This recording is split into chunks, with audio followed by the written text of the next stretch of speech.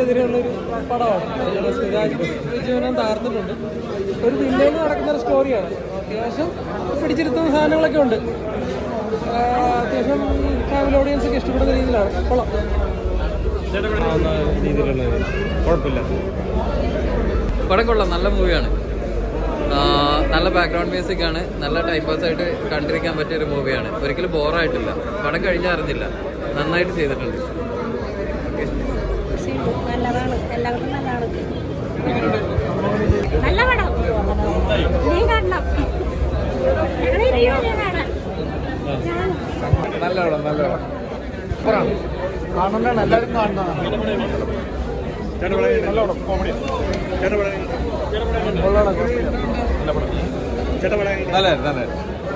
എല്ലാവരും കാണേണ്ട സംഭവമാണ്. തിയേറ്ററിൽ പോയി തന്നെ കാണണം. മൊത്തത്തിൽ ഇതിൽ കൂടുതൽ വർക്ക് ചെയ്തതിൽ ഒരുപാട് ഹാപ്പിയുണ്ട്. കാരണം ഞങ്ങളൊരു ഗ്രൂപ്പ് ഓഫ് ഗേൾസ് ഉണ്ടായിരുന്നു. അപ്പോൾ അതൊരു ഫാമിലി പോലെയാണ്. മൊത്തം ത്രൂഔട്ടിൽ ഞങ്ങൾ കാണുന്നത്. ചേട്ടനും എല്ലാവരും കൂടെ ആയിട്ട് ഫാമിലി പോലെയാണ്. പടം അടിപൊളിയായിട്ട് കണ്ടിറങ്ങിയപ്പം സന്തോഷമുണ്ട്. Thank you so much. എല്ലാവരും പോയി തിയേറ്ററിൽ തന്നെ കാണും.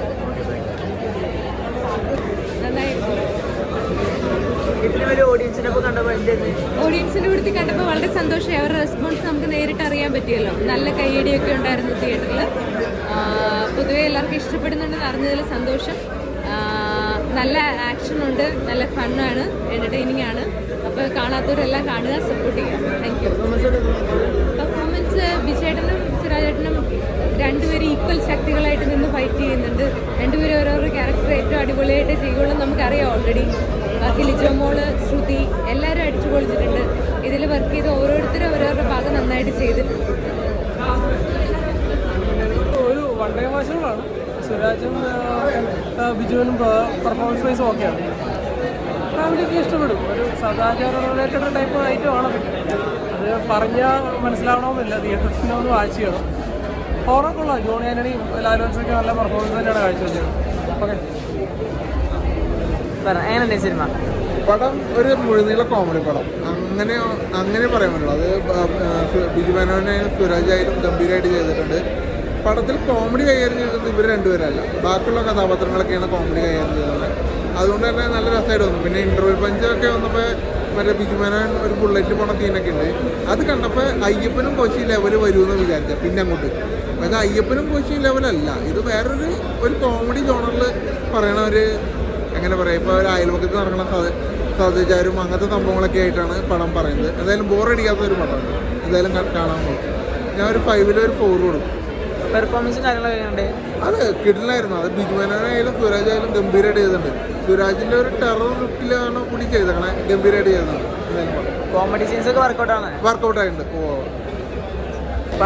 കൊള്ളാം, നല്ല സിനിമയാണ്. നല്ല എൻഗേജിങ് ആയിട്ടുള്ള വളരെ രസകരമായിട്ട് പോകുന്ന ഒരു റിയലിസ്റ്റിക് സിനിമയാണ്. സിനിമയിൽ പെർഫോമൻസ് കാര്യങ്ങളൊക്കെ എല്ലാവരുടെയും പെർഫോമൻസ് ഭയങ്കര രസമുണ്ട്. നല്ല, ഞാൻ പറഞ്ഞില്ലേ, കുറച്ചുകൂടെ ഭയങ്കര റിലേറ്റബിൾ ആണ്. ഭയങ്കര ഡൗൺ ടു എർത്ത് ആയിട്ടുള്ള ഒരു സിനിമയാണ്. എൻഗേജിങ് ആണ്. തിയേറ്ററിൽ നമുക്കൊരു സെക്കൻഡ് നമുക്ക് അങ്ങനെ ഒരു ബോറടിയോ അങ്ങനെയുള്ള പരിപാടിയൊന്നുമില്ല. ഭയങ്കര പാക്ഡ് ആണ് സിനിമ. കോമഡി ഉണ്ട്, എല്ലാം കൊണ്ടും നല്ല സിനിമയാണ്. ഓഡിഷൻ വഴിയാണ് കിട്ടിയത്. എനിക്ക് എന്തായാലും കുറച്ച് സീനാണെങ്കിലും അത് അത്യാവശ്യം നന്നായി ചെയ്തു വിചാരിക്കണം. അപ്പോൾ സന്തോഷം. സംഭവം കണ്ടിട്ടുണ്ടോ? നടക്കുന്ന സംഭവങ്ങളൊക്കെ തന്നെയല്ലേ. അപ്പോൾ അത് എനിക്ക് സംഭവമായിട്ട് തോന്നിട്ടോ. എനിക്ക് ഭയങ്കര വലിയ സംഭവമായിട്ട് തോന്നി.